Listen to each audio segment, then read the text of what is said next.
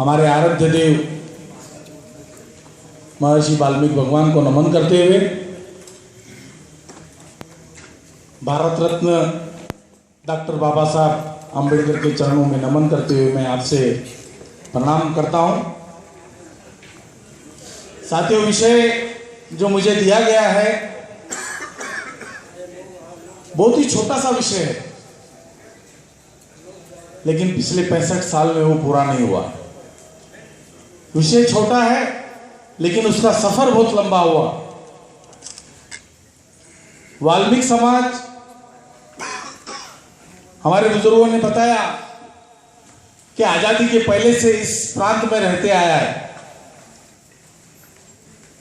किसी ने बताया कि शिवकालीन से हम लोग यहां रह रहे हैं, और इसके प्रमाण भी बहुत से हमको मिले हैं, क्योंकि मैं नगर गया था एक रिश्ते के लिए,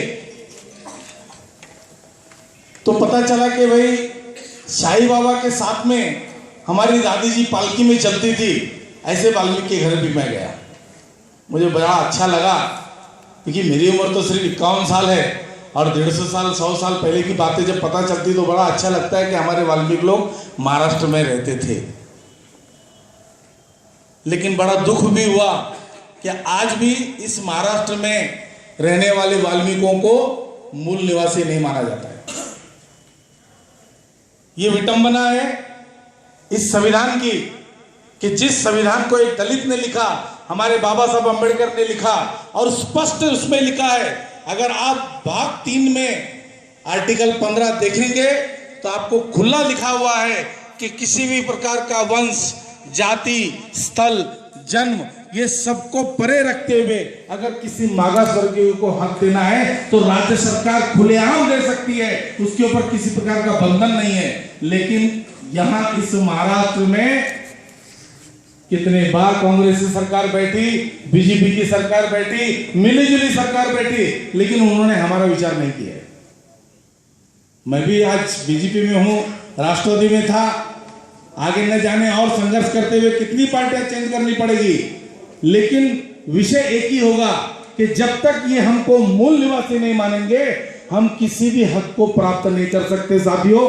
क्योंकि हर आदमी के लिए ये हमको बोलेंगे कास्ट सर्टिफिकेट दिखाओ, जिसके पास 1950 के पहले का पुरावा रहेगा उसको यहां का हक मिलेगा, और बाकी सब हम परप्रांतीय माने जाएंगे। ये कब तक चलेगा? मैं पूछना चाहता हूं उन शासन अधिकारियों से, मैं पूछना चाहता हूं उन राजनेताओं से कि कब तक हम इस महाराष्ट्र की गंदगी साफ करें? क्या आप हमको यहां का मूल निवासी मानेंगे? कितनी सदियां बीत गई, हमारे लोग वही काम कर रहे हैं। इस महाराष्ट्र में हम सफाई का काम करते आ रहे हैं पिछले सालों से, लेकिन आप लोगों ने अभी तक हमको मूल निवासी नहीं माना। हमारे वोट से आप एमएलए बना लेते हो, एमपी बना लेते हो, सरकार बना लेते हो, लेकिन उस वोट के संविधान को भी आप पढ़ते नहीं हो कि जो जहां वोट करता है उसको सारा हक वही मिलना चाहिए, लेकिन वो हमको नहीं मिलता है। कब तक हम इस प्रकार के इस जाति भेद, इस राजनीतिक चक्कर में फंसे रहेंगे? इसका सबसे बड़ा कारण मेरे हिसाब से है कि हम एक नहीं है, जो अभी हमारे वक्ताओं ने बताया।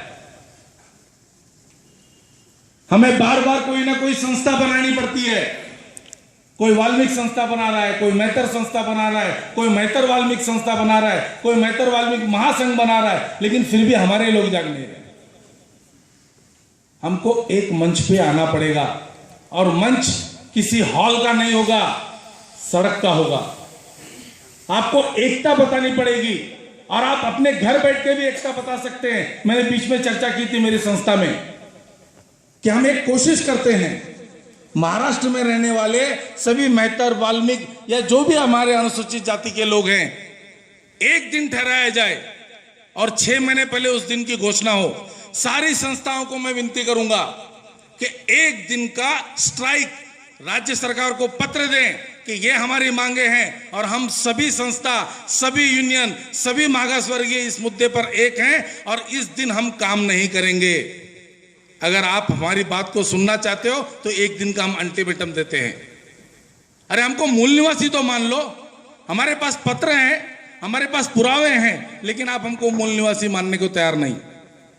आप चले जाइए देखिए अब कितने पेंटिंग पड़े हैं विषय, जात पड़तालनी के महाराष्ट्र के अंदर कितने पेंटिंग विषय पड़े हैं, कितने लोग चक्कर मार रहे हैं, लेकिन जात पड़तालनी हो नहीं पा रही। मैंने मुद्दा उठाया था थाना कलेक्टर के सामने, हमारे सतपाल मेहरोल जी ने उसकी अर्जी भी दी थी कि 1950 के पहले जब भारत गुलाम था उस वक्त भी भारत के अंदर जनगणना कराई थी अंग्रेजों ने, और उस वक्त भी हमारे लोग इस थाना जिला इस महाराष्ट्र में रहते थे। जनगणना कराने का काम शासन का है, न कि पब्लिक का। सभी की जनगणना होनी चाहिए। आपने उसकी यादी भी बनाई है। अरे आप उसको नेट पे डालिए ना, आप जो हमसे पुरावा मांगते हैं आप नेट पे डालिए, हम देख लेंगे हमारे उसमें नाम है कि नहीं, हमारे बुजुर्गों के नाम है कि नहीं, क्योंकि आपने कायदा बनाया है ना कि 1950 के पहले का पुरावा लाइए। हम आपको बोलते हैं उसको आप नेट पे डालिए। तो साथियों उन्होंने जवाब क्या दिया कि 20 साल पहले का पुरावा हमारे पास मिलना अशक्य है। मैंने उनसे सवाल किया कि आप 20 साल पहले की बात कर रहे हैं, आपके पास शासन है, रिकॉर्ड रूम है, ऑफिसर्स हैं, आप 20 साल पहले का पुरावा नहीं दे सकते हैं, और आज 65 साल बाद हमको बोलते हैं कि 1950 साल का पुरावा दो। कहां से देंगे हम लोग? मुझे जवाब दीजिए ना। आप राइटिंग में नहीं दे रहे, माहिती में नहीं दे रहे, उन्होंने 65 साल पहले का पुरावा मांगते हैं कि आप जहां थे वहां। मैं सबसे बड़ा दोष दूंगा कांग्रेस सरकार को। यह बात नहीं है कि मैं बीजेपी में हूं, मैं कांग्रेस में भी रहा हूं, मैं राष्ट्रवादी में भी रहा हूं। इतने साल से तो हम लोग परेशान थे। 1912 में फिर एक कायदा बना दिया कि 2012 में एक कायदा लागू हुआ है कि 1950 में जो जहां रहता था वहीं का लाओ, सारे जीआर हम रद्द करते हैं। मतलब हम लोग फिर 65 साल पीछे चले गए। कब होगा इसका निवारण? जिनके पास सर्टिफिकेट है वो आराम से हैं। आज आप ये हॉल में देख लीजिए, लोगों को सबको बताया है कविराज जी ने, लेकिन लोग नहीं पहुंचे। उनकी गलती नहीं है, क्योंकि मेरा तो हो गया। अरे आर्टिकल 14 आप अगर देखेंगे भाग 3 का, तो उसमें स्पष्ट लिखा है समानता। तो साथियों बाबा साहब के संविधान के हिसाब से आप महाराष्ट्र में पर प्रांत से आकर आपका पुरावा देकर आप अगर समान हो गए, तो आपका जो दूसरा भाई है जिसको समान हक नहीं मिला, उसको कब मिलेगा? उसके लिए आप संघर्ष नहीं करेंगे? आपको संघर्ष करना पड़ेगा। जब से मैंने समाज कार्य शुरू किया, मेरे पास महाराष्ट्र का सर्टिफिकेट है साहब, मेरे बुजुर्गों ने वो संभाल के रखा था, मुझे सब कुछ मिला है। लेकिन मुझे कोई जरूरत नहीं थी, लेकिन मेरे को ये लगा कि मुझे मिला है कि मेरे ऐसे रिश्तेदार बहुत हैं जो बेचारे परेशान हैं, नौकरी नहीं कर पा रहे हैं। आज बीच में देखिए आप, नागपुर में किसी ने केस डाला, केस डालने वाला गलत नहीं था, उसको लोगों ने दोषी ठहराया। नहीं, मैं आपको बताना चाहता हूं, उस बेचारे को वारस हक से नौकरी नहीं मिली तो उसने केस डाला, और कोर्ट के अंदर दलील ऐसी की गई कि जितने भी कायदे बने वो सिर्फ वाल्मीकि लोगों के लिए बने, इसलिए ये कायदा ही रद्द कर दो। और सबको एक बार उन्होंने चक्कर में डाल दिया कि 1950 का पुरावा लाओ, नहीं तो तुम्हारी नौकरी जाएगी। अरे आप उसको 16 को उठा के देखिए। अब मैं जो बोल रहा हूं, ये संविधान की बुक यहां पढ़िए, आप इसमें देखिए खुला लिखा है कि जाति, वंश, स्थल, जन्म के नाम पर भी किसी प्रकार का भेदभाव नहीं होगा, और किसी को भी पात्र या अपात्र नौकरी के लिए ठहराया नहीं जाएगा। बाबा साहब ने स्पष्ट लिखा है। उसके बाद आप हमको क्यों चक्कर में डालते हैं? क्या उस कोर्ट के अंदर आप जज को बता नहीं सकते संविधान? क्या वो जज अनपढ़ था? आप देखिए ना आर्टिकल के अंदर कि आप किसी भी प्रकार का अट नहीं डाल सकते हैं, आपको अपात्र नहीं ठहराया जा सकता। फिर भी लोगों ने घूम फिर के मुद्दा बनाया, फिर जाके राज्य शासन के पास बिठाया, उन्होंने पत्र निकाला नहीं, संविधान में नहीं है और आपको किसी प्रकार का पुरावा देने की जरूरत नहीं है। मतलब घूम फिर के हमको ये लोग हर साल घुमा ही रहे। हमको एक होने की जरूरत है साथियों। आप ये देखिए, पाकिस्तान से पार्टीशन में जो लोग हिंदुस्तान आए, हम तो हिंदुस्तान के हैं, हम तो कहीं नहीं गए, लेकिन पाकिस्तान से पार्टीशन में जो लोग आए उनको सारा हक इसी संविधान ने दिया है। सिर्फ हम प्रांत छोड़कर महाराष्ट्र में आए, हमको हक नहीं है। भले अगर हम कोई दूसरा देश चले जाते तो आप तो हमको अंदर ही नहीं घुसने देते। ये कहां का न्याय है? आज भी पाकिस्तान से जो शरणार्थी आ रहे हैं उनको हक है, आइए मैं आपको बताता हूं, उल्लासनगर के अंदर सिंधी समाज जो पाकिस्तान से आया, सिंध प्रांत से आया, जो सिंध प्रांत पाकिस्तान में है, हिंदुस्तान में नहीं है, आज भी वो इलेक्शन में बड़े हक से खड़े होते हैं और उनको राज्य सरकार हक देती है। नहीं, इनके पास सर्टिफिकेट है, ये वहां से आए हैं, लेकिन हमारे लोग को नहीं देती है। कहती है कि आप अपने यहाँ का पहले पुरावा लाओ कि आप महाराष्ट्र के मूल निवासी हो। हमारे कितने लोग इलेक्शन में खड़ा नहीं हो सकते हैं क्योंकि हमारे पास पुरावा नहीं है, जात पड़ताल नहीं है, सब पूरी तरह से अटका के रखा है। साथियों, बोलने के लिए और भी बहुत से वक्ता हैं, लेकिन मन में जलन सिर्फ इतनी है कि 4 पीढ़ी इस महाराष्ट्र में बीत गई। मेरे दादाजी थे, पिताजी थे, मैं हूं, मेरे बच्चे हैं और अभी मैं नाना भी बन गया हूं, मतलब 5वीं पीढ़ी चालू हुई है, लेकिन अभी तक अपने समाज को यहां का मूल निवासी नहीं माना गया है। कितनी पीढ़ी मेरी बीतेगी या कितनी पीढ़ी मेरे समाज की बीतेगी, तब जाके मैं महाराष्ट्र का माना जाऊंगा। इसके लिए हमको संघर्ष करना चाहिए और संघर्ष के लिए हमको रोड पे उतरना पड़ेगा। अगर हम नहीं उतरेंगे तो हमारे आने वाली पीढ़ी हमको दोष देगी कि हमारे लोग किसी काम के नहीं थे, निकम्मे थे, जिन्होंने कुछ नहीं किया। क्योंकि आप कितना भी बच्चे को पढ़ा लो, जब नौकरी के लिए जाएगा तो सबसे पहले उससे कास्ट सर्टिफिकेट पूछा जाएगा कि आपको बड़ी सीट पे हम बिठाते हैं, आपको रिजर्वेशन दिया है, लाओ बताओ आपको क्या दिया है। संघर्ष हम करेंगे, फायदा दूसरे ले जाएंगे। बीच में कल्याण में हमारे औरत में एक मीटिंग हुई थी, मेश्राम जी आए थे, मुझे लगता है राजा जी वहां थे। उन्होंने कहा कि मैं एक बहुत बड़ी पार्टी बना रहा हूं। पहले वो मायावती के साथ थे और पूरे देश के अंदर वो घूम रहे, वाल्मीकि समाज भी उसमें सम्मिलित हो जाए। बहुत अच्छी बात है, मुझे भी वहां बुलाया गया था। मैंने सिर्फ इतना ही सवाल किया कि इसके पहले भी मागासवर्गीयों की बहुत पार्टियां बनी, बड़े बड़े नेता बने, महाराष्ट्र में सत्ता में भी बैठे, बैठने के बाद वाल्मीकियों को भूल गए। मतलब अब फिर एक नई पार्टी बन रही है, उसके लिए हम उनके साथ जाएंगे, अपना मत उनको देंगे, लेकिन आप हमारे लिए क्या करेंगे ये तो बताइए। अरे आप हमको मूल निवासी तो बनाइए। 4 बजे मैं चला गया था पहले सत्र से, बाद में मेश्राम जी ने वहां क्या इस बारे में उत्तर दिया मुझे पता नहीं। मैंने उनका स्वागत किया है कि आप पार्टी बनाइए, क्योंकि मैं मागासवर्गीय हूं, मेरा मंडल मागासवर्गीय है, मेरी संस्था मागासवर्गीय है, हम सब आपके साथ आएंगे, हम पूरे भारत में आपको सपोर्ट करेंगे। लेकिन इस महाराष्ट्र में रहने वाले वाल्मीकियों को आप मूल निवासी कब बनाएंगे? साथियों, जितने भी आंदोलन या चर्चा हो रही है ये किसी काम की नहीं है। आरक्षण में आरक्षण दो, वाल्मीकियों को आरक्षण में आरक्षण चाहिए। अरे मैं उस वाल्मीकि से पूछना चाहता हूं कि पहले तू ये बता कि महाराष्ट्र में रहने वाला हर वाल्मीकि को यहाँ का सर्टिफिकेट है क्या? अरे जब आपके पास मूल निवासी होगा तभी जाके आपको वो आरक्षण मिलेगा, नहीं तो आप खाली लड़ते रहो, रोड पे घूमते रहो, कुछ मिलने वाला नहीं है। हमको इस बात का विचार करना चाहिए कि चंद लोगों के पास पुरावा है, बाकी लोग बेचारे ऐसे ही घूम रहे हैं। आप देख लीजिए, रहने वाले यहीं के 1950 के पहले रह रहे, अनपढ़ थे, सीधी सी बात, मतलब शिक्षा नहीं ली, मतलब हमारे पास लिविंग सर्टिफिकेट नहीं था। पर प्रांत से हम आए थे, मतलब हमारी यहाँ ना खेती थी ना यहाँ हमारा घर था, हम रास्ते पे थे, मतलब वो भी हमारे पास पुरावा नहीं था। जनगणना में रिकॉर्ड नहीं है, मतलब वो भी एक पुरावा खलास हो गया।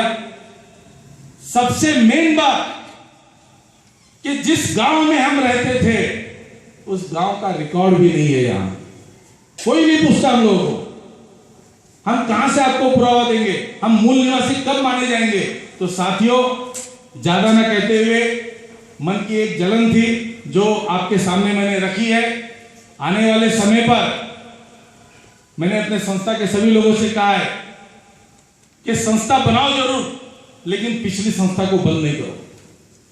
मैं चाहूंगा वाल्मीकियों की और 2 लाख संस्थाएं इस महाराष्ट्र में बने कि जिस दिन भी हम एक दूसरे को आवाज मारे तो इस शासन के पास 2 लाख पत्र सिर्फ वाल्मीकि हक के लिए जाए, ये मेरी इच्छा है। संस्था बंद मत कीजिए, आप सब साथ में चलिए।